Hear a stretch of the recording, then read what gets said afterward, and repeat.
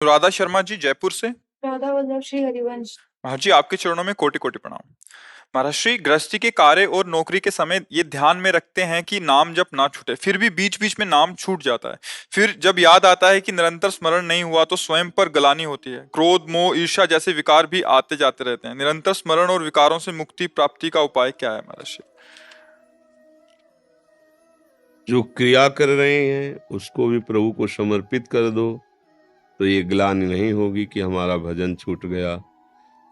क्योंकि भगवान का आदेश है यत करोषि ये तो सर्वाणि कर्माणि मयि सन्न्यस्य मत्पराः अनन्ये नैव योगेन माम ध्यायन्तु उपासते।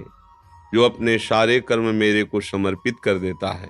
अब जैसे हम क्रिया में हैं तो हो सकता है नाम छूट जाए, पर नाम जपना चाहिए। प्रभु हमारे प्रीतम है, उनके लिए मैं कर्म कर रहा हूं, ये भाव तो बना हुआ है ना, तो अखंड भजन चल रहा है, उसे भजन को अखंड माना जाएगा।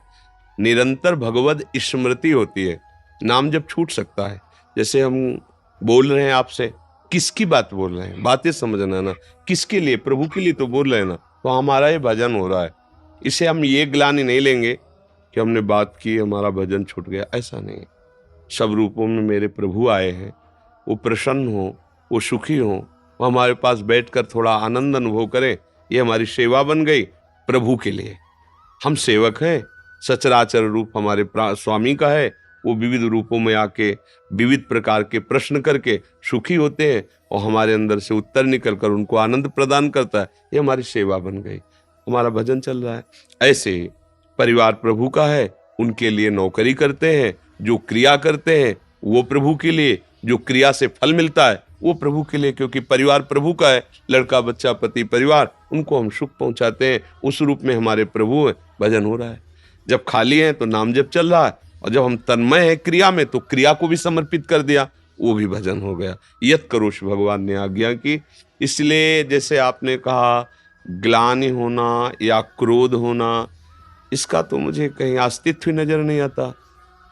ग्लानि होना थोड़ा ठीक है कि काश अगर निरंतर भजन चले तो और अच्छा है, तो भजन तो चल ही रहा है। क्योंकि जब भजन की लगन है तो नाम जप नहीं चल रहा, लेकिन हमारे दिमाग में प्रभु होते हैं।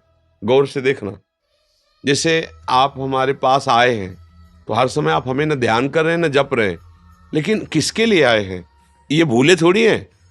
आप समझो, किसके लिए आए हैं आप भूले नहीं, और आप याद भी नहीं कर रहे हैं। सच्चा भजन ये है। किसके लिए आप आए, वो मिलना है उनसे, वो भूल नहीं सकते। किससे मिलना है आपको, तुरंत किससे मिलना है, हम किसके लिए आए, ऐसा नहीं सोचोगे, तुरंत बोलोगे उनसे। तो हम कह नहीं रहे कि मैं भगवान के लिए सब कुछ कर रहा हूं, लेकिन हमारे दिमाग में बैठा है प्रभु मेरे स्वामी, मैं उनके लिए कर रहा हूं।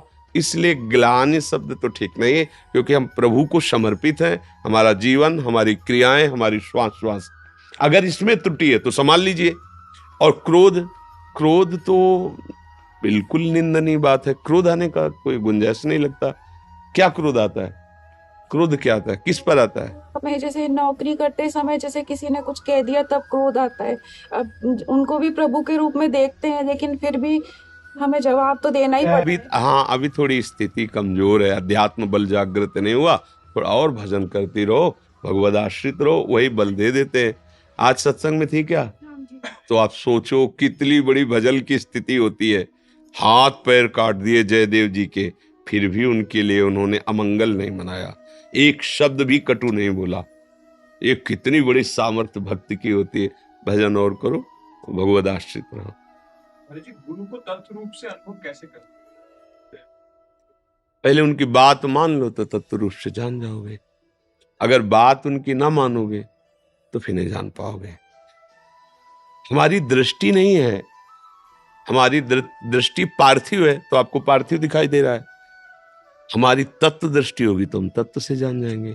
तो हमारी दृष्टि पहले तात्विक हो, तो उसके लिए तो ऊंचाई सब जगह परमात्मा तत्व या गुरु तत्व सब जगह विराजमान, अखंड मंडलाकारम व्याप्तम एन चराचर, ये तत्व दृष्टि है। चराचर में मेरा गुरुदेव विराजमान है। तो अब तत्व दृष्टि आना मतलब तत्व बोध हो जाना, मतलब परम पद मिल जाना। तो ये तो बहुत ऊंचाई की बात है।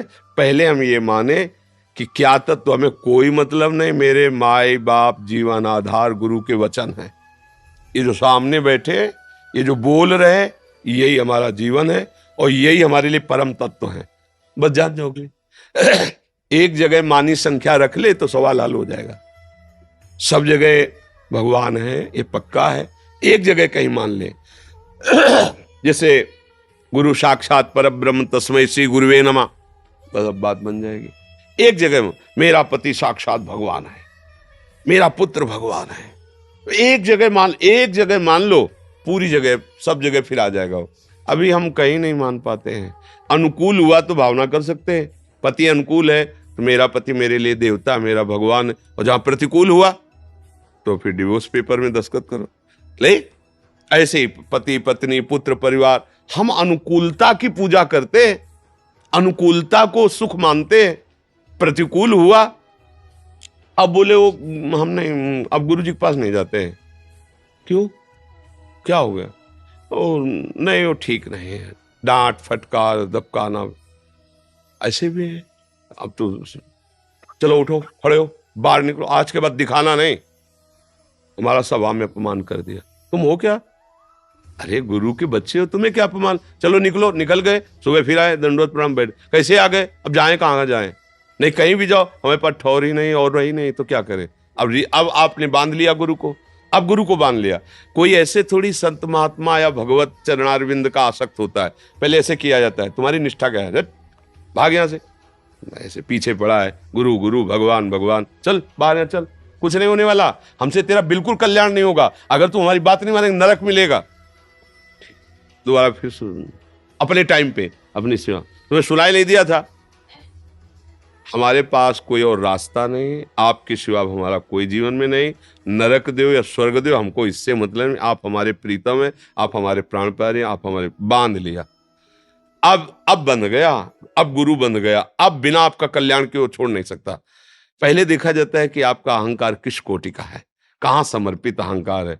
तो प्रायः हम अनुकूल को भगवान मान लेते हैं, प्रतिकूलता जहां आई, हमने क्या बिगाड़ा था भगवान का? जब से सत्संग सुना, 2 वर्ष से शुरू किया भजन कर, तब से हानि ही हानि होती चली जा रही, और बड़ी बाधा, और ऐसा हो तो भगवान कहाँ है, क्या है? अरे हमें लगता है भगवान। प्रतिकूलता आई तो हमारी भक्ति गई, हमारा श्रद्धा गया, हमारा विश्वास। ये अभी बच्चापन है, मतलब जिसे देहाती भाषा में कहते बिना पेंदी का लोटा, जिधर धक्का लगा उधर हो गया। निष्ठा उसे कहते हैं, आप कुछ भी हो जाए, आपका वरण कर लिया, बस हो गया वरण। जैसे सावित्री जी ने सत्यवान जी को जब देखा लकड़ी काट रहे थे, तो उन्होंने मन में निश्चय किया, मेरे पति योग्य तो यही है। अब जब घर गई वापस, पिता सम्राट थे, देवर्षि नारद जी पधारे हुए थे।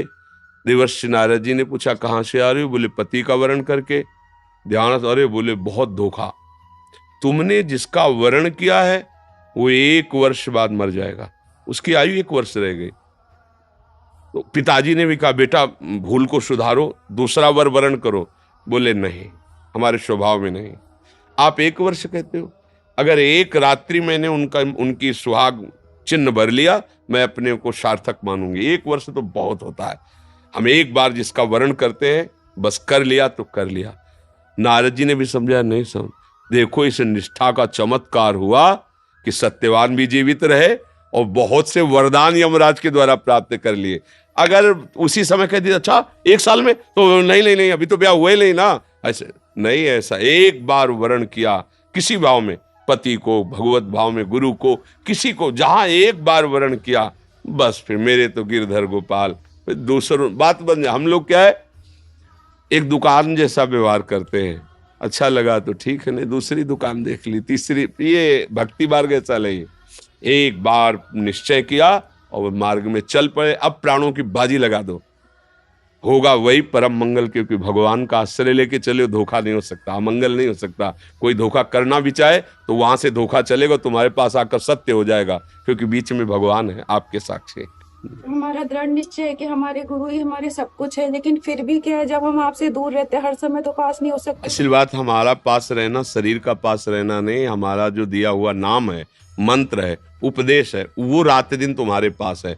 हमारा स्वरूप ये नहीं है, बात समझो। जैसे हम बोला राधा राधा राधा, ये हमारा जीवन, हमारा प्राण, हमारा स्वरूप है, हमारी आत्मा है। अब आप राधा राधा कर रहे तो आप हर समय हमारे पास है। और आप देखना, जब राधा राधा जपोगे तो तुम्हें हमारी इस शरीर की भी स्मृति आएगी, क्योंकि यहीं से मिला है ना, तो हर समय दिमाग में छाया रहेगा। जब कहीं आनंद की स्फूर्ति होगी तो सबसे पहले प्रेमानंद दिखाई देगा, क्योंकि वहीं से तो हमारा जुड़ाव है। तो गुरु का विस्मरण नहीं हुआ, यही संग है। अगर हमारे पास हो विषय चिंतन, संसार का चिंतन, तो पास रहते हुए भी हमसे दूर हो, बहुत दूर हो, और हमारा चिंतन चल रहा है, हमारी आज्ञा पे चल रहे हो, तो तुमको अनुभव होगा कि भाई जरूर तुम कहते हो कि हम गुरु जी से दूर है, लेकिन मेरे को तो अनुभव होता है मेरे गुरुदेव हर समय मेरे पास रहते हैं, मेरे हृदय में रहते हैं, मेरे दिमाग में रहते हैं, मेरे स्मरण में रहते हैं। सही माने में गुरु का संग उनकी आज्ञा का पालन है, ना कि शरीर संग। शरीर संग में भी अगर आपका भजन ठीक नहीं है तो कुछ नहीं ले पाएंगे, और अगर ठीक उनकी आज्ञा का पालन करते हो तो लाखों कोस दूर बैठे हुए आपको गुरु अपने सामने दिखाई देंगे, क्योंकि गुरु तत्व में भी है, गुरु प्रगट में भी है। दूर दूर में बैठा हुआ भी, अब कोई विदेश में बैठा है, अब जब चिंतन कर रहा है, नाम जप कर रहा है, तो गुरु का सामने मूर्ति प्रकाशित हो रही। ध्यान मूलम गुरु मूर्ति, पूजा मूलम गुरु पदम। प्रीति राय जी, अखिलेश राय जी नोएडा से। राधे राधे। महाराज जी आपके चरणों में कोटि कोटि प्रणाम। महाराज जी, मैं गृहस्थी में हूँ, बस मुझे ये बताएं कि राधा नाम में अविरल भक्ति कैसे प्राप्त हो, संसारिक विषय वासनाओं से अपने परिवार को कैसे बचा सकूं। पहले तो एक बात बदलनी पड़ेगी कि आप गृहस्थी हैं। किसका प्रश्न है? हाँ, पहले तो बात बदलनी पड़ेगी कि आप गृहस्थी हैं। गृहस्थी आपका एक जीवन जीने का ढंग है, पर आप गृहस्थी नहीं हैं, आप प्रभु के हैं। अगर आप भजन मार्ग में चलना चाहते हैं तो पहली स्वीकृति गलत है। आप गृहस्थी हैं, फिर सब बिगड़ जाएगा, क्योंकि आप शरीर भाव से लेकर व्यवहार की सत्ता दे दी तो बात नहीं बनेगी। पहली बात, मैं प्रभु का था, मैं प्रभु का हूं, मैं प्रभु का ही रहूंगा। अब हमारा धर्म जीने का विभाग हो गया, एक निवृत्ति और एक गृहस्थी। तो गृहस्थी हमारा प्रधान धर्म नहीं है, प्रधान धर्म प्रभु है, और गृहस्थी हमारा सहयोगी धर्म है। अब हम जब भाव में इस भाव से चलेंगे तो जिनके लिए ये सहयोगी धर्म स्वीकार किए हैं वो सब सामग्री भी उन्हीं की है। जितना परिकर मिला है आपके द्वारा थोड़ी मिला है। मान लो आपको पति मिला, आपको पत्नी, आप जानते भी नहीं है, अब भी नहीं जानते, केवल रूप को जानते, शरीर को जानते, उसके अंदर बैठा हुआ जो तत्व उसे आप नहीं जानते। आप अपने को नहीं जानते हैं। कितने जानकार हैं, 3.5 हाथ में रहते हुए 50 वर्ष हो गए, 60 वर्ष हो गए, आप अपने को नहीं जान पाए। क्या जानकारी? आप देखो दूसरे को क्या जानोगे? मात्र इतने 3.5 हाथ के शरीर में 50-60 वर्ष हो गए रहते हुए अपने को नहीं जान पाए कि मैं कौन हूं। अपने को अब बोले मैं कौन हूं, मैं पुरुष हूं, शीशा में दे, ये तो कपड़ा है, ये तो कपड़ा है, आत्मा का कपड़ा है, तो फिर आपका स्वरूप क्या है? बोले वो तो पता नहीं, तो फिर जानकारी है ही नहीं। तो ये समझो तुम्हारे पास जो कुछ भी मिला है प्रभु का है ना, ईमानदारी से देखो, प्रभु ने दिया है, प्रभु का है। अब सही होता चला जाएगा। प्रभु की भावना से पत्नी पुत्र परिवार की सेवा करना, अपने को प्रभु का दास मानना, गृहस्थी धर्म की सेवा से भगवान को रिझा रहे, पर हमारा उद्देश्य श्री भगवान है, हमारे घर के मालिक, हमारे जीवन के मालिक, हमारे जीवन का उद्देश्य भगवान है, तो राधा नाम शुरू हो जाएगा जपना। हमारा खान पान सही हो, आचरण सही हो, भावना सही हो, तो भजन में मन लगेगा। अगर दुष्ट स्वभाव और पापाचरण नहीं बंद हुआ तो फिर भजन नहीं होगा। पापवंत कर सहज स्वभाव, भजन मोरते भाव न काऊ, जो पे दुष्ट हृदय सोई होई, मोरे सन्मुखाव की सोई, निर्मल मन जन सो मोहि पावा, मोह कपट छल छिद्र न भावा। ये भगवान स्वयं कह रहे। तो इसलिए हम सावधानी पूर्वक चलें, खूब नाम जप करें, भगवद आश्रित रहें। कौशल कुमार जी दिल्ली से। महाराज जी, श्री जी के विग्रह के लिए जो जल रखा जाता है, क्या उसे दोपहर, संध्या एवं रात्रि में बदलना चाहिए? मतलब भोग में? हाँ, वो तो बदलना चाहिए। क्यों? वो तो बदलना चाहिए ना, क्योंकि हम तो रखे, मानो भाव किया, श्री जी ने पान कर लिया, जब दूसरी बार तो फिर हम ताजा जल रखे। वैसा थोड़ी कोई एक बार रखा ही वैसे। अमित बजाज जी दिल्ली से। महाराज जी आपके चरणों में कोटि कोटि प्रणाम। महाराज जी, आप अक्सर कहते हैं कि वर्तमान में जो कुछ भी किसी व्यक्ति विशेष के साथ घटित होता है वो उसके अपने प्रारब्ध के कर्मों के अनुसार होता है। तो महाराज जी, वर्तमान में कोई भी व्यक्ति कोई भी नया कर्म करने में कैसे समर्थ हो सकता है जब तक देव कृपा ना हो? क्यों? वर्तमान में हम पीछे की फसल को ही तो खाते हैं, तो नई फसल नहीं उगाएंगे। तो हमारा जीवन प्रमाद में चला जाएगा ना। पीछे जो हमने फसल उगाई वही तो वर्तमान में पाएंगे ना। समझ पा रहे ना? आज बोएंगे आज पालेंगे क्या? तो पीछे के जो हमारे शुभ और अशुभ कर्म है, शुभ माने शास्त्र सम्मत धर्म मर्यादा युक्त, अशुभ माने जो मन की इच्छा के अनुसार पाप कर्म, अधर्माचरण, हिंसात्मक वृत्ति से किए गए, दोनों कर्म हमारे पीछे हुए हैं। उन्हीं का भोग हमें वर्तमान में मिल रहा है, और वर्तमान में जो हम कर्म कर रहे हैं वो हमें आगे चल करके मिलेंगे।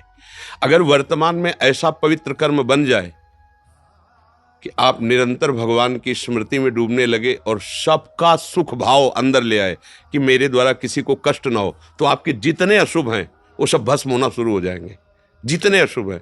पर इस कोटि का भाव कोई बिरला ही धारण कर पाता है, नहीं तो शुभ और अशुभ दोनों कर्म होते रहते हैं। वो अवश्य में भोक्तव्यम कृतम कर्म शुभाशुभम, जीव को अपने किए हुए शुभ अशुभ कर्मों को भोगना ही होता है। और भगवत प्राप्ति उसे होती है जो शुभ और अशुभ दोनों का नाश कर देता है। वो है भगवान का चिंतन, वो है भगवान का परम नाम, जिसका हम चिंतन करते करते तदाकार हो गए। जैसे एक भृंगी नाम का कीड़ा है, वो दूसरे कीड़े को लाता है, दूसरी जाति के कीड़े को, और अपने मिट्टी के घरौंदे में रखता है और उसको ऐसे डंक मारता है और भन, वो भयवश उसका चिंतन करने लगता है। तो बिना शरीर छोड़े अन्य जाति का कीड़ा भृंगी कीड़े के रूप में प्रकट हो जाता है। तो हम तो प्रभु के हैं ही, प्रभु कहते हैं ममैवांशो, और अगर मैं प्रभु का चिंतन करने लगूं तो मुझे भगवत स्वरूप होने में कितनी देर लगेगी, क्योंकि मैं तो भगवत स्वरूप हूं ही। अपने स्वरूप को छोड़कर देह भाव से युक्त होकर इंद्रियों के भोगों में सुख ढूंढने की वजह से हमारे द्वारा पाप कर्म हो रहे हैं। जब हम इंद्रियों को भोगों में लगाते हैं तभी पाप कर्म होते हैं, और ये प्रायः मन और इंद्रियों की गति भोगों की तरफ है। जैसे जल कहीं भी छोड़ा जाए वो नीची गति में ही जाएगा, उच्च गति पहुंचाने के लिए यंत्र की आवश्यकता है। ऐसे मन कहीं भी छोड़ो वो नीची गति को जाएगा, ऊपर उठाने के लिए मंत्र की आवश्यकता है। गुरु मंत्र, गुरु कृपा से मिला नाम, वो मन को ऊर्ध्वगति ऊर्ध्वगामी बनाता है। नहीं तो अधोगामी मना खष्टान इंद्रियाणी प्रकृति स्थानी कर सती, 5 ज्ञानेंद्रियों के सहित मन भोगों में जब जाता है तो सुख है नहीं तो इसमें, नहीं तो इसमें होगा, इसमें नहीं तो इसमें होगा। ऐसे वो हर व्यक्ति, हर शरीर, हर वस्तु, हर पदार्थ का भोक्ता भाव ले आता है। इसी से पाप और हिंसात्मक वृत्तियां जागृत हो जाती है, जिन्हें राक्षसी वृत्ति कहते, फिर उनका दंड मिलता है।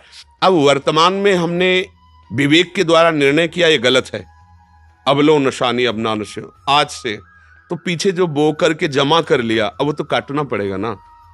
तो सोचते हैं कि ये तो बहुत धर्मात्मा है, ये तो बहुत भजन करते हैं, फिर कष्ट क्यों भोग रहे हैं? क्योंकि पीछे गोदाम में उनके जमा वही है। आज सुधरे हैं लेकिन पीछे जो कर्म किए उनको भोगना पड़ेगा। जैसे भीष्म जी सरसैया पर पड़े हुए हैं तो प्रभु से कहते हैं मैं बहुत जन्मों को देख रहा हूं कि ऐसा कोई पाप मेरे द्वारा नहीं हुआ जो 6 महीना बाणों की सैया पे। तो भगवान ने कहा 100 जन्म के ऊपर देखिए। तो हमारे तुम्हारे 100 जन्म थोड़ी, अनेक जन्म हो गए हैं। अब मानव जन्म मिला है, धर्म पूर्वक चल करके अपने गुरु प्रदत्त नाम मंत्र के द्वारा अपने कर्मों को भस्म करके हम भगवत प्राप्ति कर लें, यही जीवन का परम लाभ है। समझ रहे ना? कोई संशय? महाराज जी एक बात पूछना थी कि जैसे सब कुछ प्रारब्ध के अनुसार ही हो रहा है, तो कोई नया कर्म जैसे भगवान, अभी आप समझ ही नहीं पा रहे हैं ना। सब कुछ प्रारब्ध के अनुसार थोड़ी हो रहा है। हमने कब कहा सब कुछ प्रारब्ध के अनुसार हो रहा है? पुरानी फसल को केवल खाया जा सकता है, ऐसे ही पुराने कर्म केवल आके दुख सुख दे सकते हैं। दुख सुख केवल दे सकते हैं, आप भोगे ना भोगे ये आपकी कला होगी। जैसे हमारी किडनी फेल है और हमने अपने जीवन को भगवान में समर्पित करके चित्त को प्रभु में लगा दिया है, डायलिसिस होता है, भयानक कष्ट की पीड़ाएं आती है, लेकिन उस समय हम कष्ट में नहीं होते हैं। कल डायलिसिस हुआ है, शाम के कुछ खाया पिया नहीं, तुम्हारे सामने बैठे 1 बजे रात्रि से दिनचर्या चलती है। आपको लग रहा है कि डायलिसिस मैन है? आया है प्रारब्ध, बुरा कर्म किसी जन्म का है, बना रहे तू। आज मरे या कल मरे, मरना तो है ही शरीर को, और मैं अविनाशी हूं और अपने चिंतन को प्रभु में जड़े हूं। ठिंगे पे रखी किडनी दोनों खराब है, चल रहा है, क्या फर्क पड़ता है? अध्यात्म अगर बल नहीं है, विवेक नहीं है, तब तो शरीराभिमान के कारण भोगना ही पड़ेगा, मरना ही पड़ेगा। तो सुख दुख कर्म के अनुसार आएंगे। अब हमारा जो समय केवल सुख दुख भोगने के लिए थोड़ी है। हम नवीन कर्म करके ऐसी ऊंचाई पर बैठे जहां सांसारिक सुख दुख स्पर्श न कर पावे और हम परमानंद में निमग्न हो जाएं। ये पशु नहीं कर सकता, वो केवल प्रारब्ध के अनुसार चलेगा। हमारा मनुष्य जन्म है, हमें कर्म करने का अधिकार दिया गया है। ये केवल मनुष्यों में है, देवताओं में भी नहीं है। इसलिए ये बात लेके बैठ जाना कि सब कुछ प्रारब्ध के अनुसार होगा, इसे मूर्खता कहते हैं, इसे प्रमाद कहते हैं। केवल मनुष्य शरीर में पुरुषार्थ है कि वो देवता को भी अधीन कर सकता है और देवताओं के देव भगवान को भी अधीन कर सकता है। सुमीर पवन सुत पावन नामू, अपने बस करी राखे रामू, भगवान को भी अधीन कर सकता है। तो फिर ये प्रमाद और पुरुषार्थहीनता की बात मनुष्य जन्म में नहीं कि मेरा क्या होगा। सबसे बड़ी स्थिति वो मेरे लिए बनाई गई है, भगवान के लिए नहीं बनाई गई। सबसे उच्च पद मेरे लिए बनाया गया है। आप में केवल दृढ़ता होनी चाहिए। भगवान के बच्चे, मुझे जो प्राप्त करना होगा प्राप्त कर सकता हूं, पर प्राप्त करने चले तब ना। हम तो छोटे छोटे खिलौनों में ही फिसल कर उसी में राजी हो गए, अधर्माचरण करने लगे, तो फिर कहां से हम प्राप्त कर पाएंगे। एक आर्मी में चलने के लिए कितना तैयार होता है, सुबह से दौड़ लगाता है, व्यायाम करता है, हर कोशिश करता है मैं देश सेवा, तो एक दिन वो चयन हो जाता है। आप देखिए ना, प्रयास किया तो लौकिक सफलता उसके चरण चूमती है। तो हम तो भगवान के अंश हैं, अगर हम सच्चिदानंद भगवान का प्रयास करें तो भगवान नहीं मिल जाएंगे। तो फिर पुरुषार्थ अगर नहीं है तो पशु और मनुष्य में कोई अंतर नहीं। प्रारब्ध कर्म का भोग केवल पशु करता है, मनुष्य बचा सकता है। जैसे हमारे पास बहुत सुख संपत्ति आई हमारे भाग्य से, हम उसे नहीं भोगेंगे, दूसरों की सेवा में लगाएंगे। जो दीन हैं, जो असमर्थ हैं, बीमार हैं, उनकी सेवा में लगाएंगे, पशु पक्षियों की सेवा में लगाएंगे, गरीब की बेटी के ब्याह में लगाएंगे। हमारा आया प्रारब्ध, लेकिन गया कहां। हाँ, अब हमारा मंगल कोई रोक नहीं सकता है। अब उसी को शराब पिएंगे, पैसा दे के बेविचार करेंगे, जुआ खेलेंगे, हत्या करवाएंगे, मनमानी आचरण करेंगे, तो नरक का द्वार खुला हुआ है। आपके आए हुए शुभ का परिणाम क्या हुआ, अशुभ। अच्छा, अब अशुभ आया, कोई कष्ट हुआ, कोई दुख हुआ, उसी समय हमने विचार किया मेरे किसी कर्म का फल है। नाथ कृपा करके मुझे ऐसी सामर्थ्य दो कि मैं इस दुख को भोगूं, पर अब कोई ऐसा कार्य ना हो जिससे आपको असंतुष्टता हो और किसी भी प्राणी को दुख पहुंचे। नाथ मुझे ऐसी सामर्थ्य दो। वो दुख भी सुख रूप बन जाएगा, दुख भी सुख रूप बन जाएगा, पक्का। हर दुख सुख रूप हो जाएगा, हर सूल फूल बन जाएगा। हम देखते हैं कि आज अपने में दृढ़ता की कमी है। अरे हम हैं कौन, बस विचार करना है। हमें पांच भौतिक शरीर नहीं है यार, भगवान के अंश हैं, अविनाशी हैं। ये शरीर बदलते रहेंगे, मेरा कोई फर्क नहीं पड़ने वाला। अगर ऐसा निश्चय करके चलो तो तुम्हारे जैसा कोई बलवान नहीं हो सकता। मृत्यु 100 बार नहीं आती, कायर रोज मरता है और वीर आदमी एक बार मरता है। और जिसने निश्चय कर लिया कि एक बार मरना है, वो पूरे सृष्टि को हिला सकता है, पूरी सृष्टि को, क्योंकि उसको मृत्यु का भय नहीं। एक बार मरना है, निश्चित है। जब मरना है तब निश्चित है। तो इसलिए निर्भय होकर छाती खोल करके हम देश सेवा में या धर्म में या भगवत मार्ग में, समाज सेवा में उतरे। हम लोग ऐसे हो गए हैं, भेड़ जैसे। क्यों हो गए? वासनाओं ने हमें तोड़ दिया। अध्यात्म बल है नहीं। एक छोटा सा विषय आता है, हम फिसल कर वहां चले जाते हैं, अपराध करने लगते हैं। अब कहां रह गया तेज, कहां रह गया उज्ज्वलता, कहां रह गई दृढ़ता। देखिए ना, हमारे देश प्रेमियों ने वंदे मातरम कह के फांसी पे झूल गए। छोटी मोटी बात है ये? क्या है? सर्व त्याग, प्राणों का त्याग देश के लिए। इनकी दृढ़ता, इनकी निष्ठा आज हम भी प्रणाम करते हैं। पूरा भारत उनको नमस्कार करता है, जो भी देशभक्त है। तो क्या हुआ? इन्होंने निश्चय कर लिया मरना तो है, ये देश के लिए मरूंगा। ये बात ऐसे ही हमारा जीवन दूसरों के लिए अगर हो जाए तो सबसे बड़े महात्मा बन जाओगे, पैजामा कुर्ता में, पैंट शर्ट में भी। एक ये वेश महात्मा को एक उद्देश्य है। अगर वेश सहित उद्देश्य नहीं है तो व्यर्थ है, पाखंड है। अगर उद्देश्य है, वेश नहीं है, तो महात्मा ही है, उसमें कोई संशय नहीं है। महात्मा जिसके विचार महान है, जिसके आचरण महान है। और वेश रख लिया और आचरणहीन है तो आप लोग देख ही रहे हो क्या परिणाम होता है। तो पुरुषार्थ हमारा डगमगाने ना पावे। 100 बार हारेंगे पर हम चढ़ेंगे इस मार्ग पे। हमारा पुरुषार्थ प्रबल होना। आज पुरुषार्थ नहीं रह गया। हम देखते नहीं वो हिम्मत, वो दृढ़ता अपने धर्म पर, अपने मार्ग पर चलने की नहीं देख पा रहे। क्यों? वासनाओं ने खोखला कर दिया। अध्यात्म की तरफ रुचि नहीं, और अध्यात्म के बिना इंद्रियों पर विजय प्राप्त नहीं की जा सकती। इंद्रियों ने उसे खोखला कर दिया, परास्त कर दिया, गुलाम बना दिया। अब सोच ही खत्म हो गई पर सेवा की। सोच रह गई दूसरे से कैसे सुख भोगूं। इसी को कहते हैं राक्षसी वृत्ति। जितने घोर अपराध होते हैं इसी वृत्ति से होते हैं। दूसरे से कैसे सुख भोगूं, और जितना अच्छा कार्य होता है दूसरे को कैसे सुख पहुंचे मेरे द्वारा। बस अंतर इतना ही है। पुरुषार्थ अगर कर ले गए ठीक, तो तुम भगवान की प्रसन्नता का हेतु हो जाओगे। और पुरुषार्थ नहीं किया, केवल प्रारब्ध में फंसे रहे, तो पशुता और हम में कोई तिनते खर सूकर स्वान भले, जड़ता बस जे न कहें कछुए, जरि जाओ सो जान की नाथ बिना, जो जिए जग में तुमरो बिन होए। पशु श्रेष्ठ है मनुष्य से। क्यों? क्योंकि अपने प्रारब्ध का भोग भोग करके ऊपर उठ रहा है, और हम नए कर्म पापाचरण करके उनसे भी नीचे की तरफ जा रहे हैं। इसलिए हमें पुरुषार्थ पर ध्यान देना चाहिए। एक एक श्वास हमारी बहुत कीमती है, उसे यदि हम गुरु चरणों में, प्रभु के चरणों में समर्पित करके सत्य आचरण करते हुए भजन करेंगे। देखो, भजन का मतलब केवल माला चलाना नहीं। किसी भी प्राणी की तुमने रक्षा कर ली, किसी भी प्राणी को सुख पहुंचा दिया, तो उसमें बैठा हुआ भगवान प्रसन्न हो जाएगा। एक दिन एक नाथ जी महाराज बड़े संत हुए हैं, वो गंगोत्री से जल ला रहे थे रामेश्वर जी में चढ़ाने के लिए। बहुत से लोग उनके साथ थे।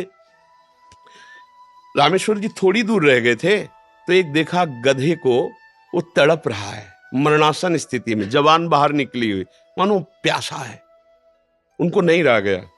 तो उनके साथियों ने कहा, अरे पागल हो, रामेश्वर जी नजदीक है, गंगोत्री से जल लाए हो गधे में। वो दौड़ के गए, ऐसे गोद में उठाया, पूरी गंगा जली पिला, और ऐसे दुलार करने लगे। तो सब गए रामेश्वर, और रामेश्वर वहां प्रकट हो गए, गधे भगवान प्रकट हो गए। भगवान का साथ, किसी भी जीव में भगवान है ऐसी भावना करो और उसको सुख पहुंचाओ, वही भगवत प्राप्ति। कुत्ते में नामदेव जी ने भगवान देख लिए ना। अब हम श्री विग्रह में तो भगवान को मानते हैं, और बाहर हम राग द्वेष करते, दूसरों को दुख पहुंचाते, कभी कुछ अच्छा नहीं होने वाला जीवन में। सब में भगवान की भावना करो, ये पुरुषार्थ है। और है वो, अगर भगवान की शक्ति न हो तो सब ज्ञान विज्ञान सब धरा रह जाए। भी 1 सेकंड में इस शरीर को नष्ट करने का विधान बनाया जाएगा, भाई फूंक दो जाके, क्योंकि वो जो था वो अंतर ध्यान हो गया। तो बस उसी का हम पूजन करें, सब बढ़िया बात बन जाएगी। कर्म योग पर ज्यादा ध्यान दे कि भक्ति योग पर ज्यादा ध्यान? हमें तो लगता है दोनों बिल्कुल भी लग नहीं, दोनों एक ही बात है। समय जिसको इसको ज्यादा दे, केवल प्रभु को, चाहे हम कर्मयोग कर रहे हैं, भक्ति योग कर रहे हैं, उसी का कर रहे हैं ना। सबकी सेवा की भावना रखते हुए, सब में भगवान है ऐसी तत्सुख भावना, ये कर्म योग है। लेकिन भगवान है, ये भक्ति योग है। दोनों एक में मिले हुए हैं। हमें तो आज तक कोई भी योग अलग नहीं लगा, चाहे ज्ञान योग हो, चाहे अष्टांग योग हो, चाहे भक्ति योग हो। मतलब ये घाट हैं, जहाँ स्नान होगा वहां एक है। जैसे यमुना जी जा रहे ना, तो आप चाहे जिस घाट में जाओ तो मिलेंगी तो यमुना जी ना, तो चाहे जिस योग से जाओ मिलेगा तो परमात्मा ही ना। उसके मार्ग अलग अलग हैं, लेकिन स्नान अवगाहन एक ही परम तत्व का होता है, उसमें कोई अंतर नहीं।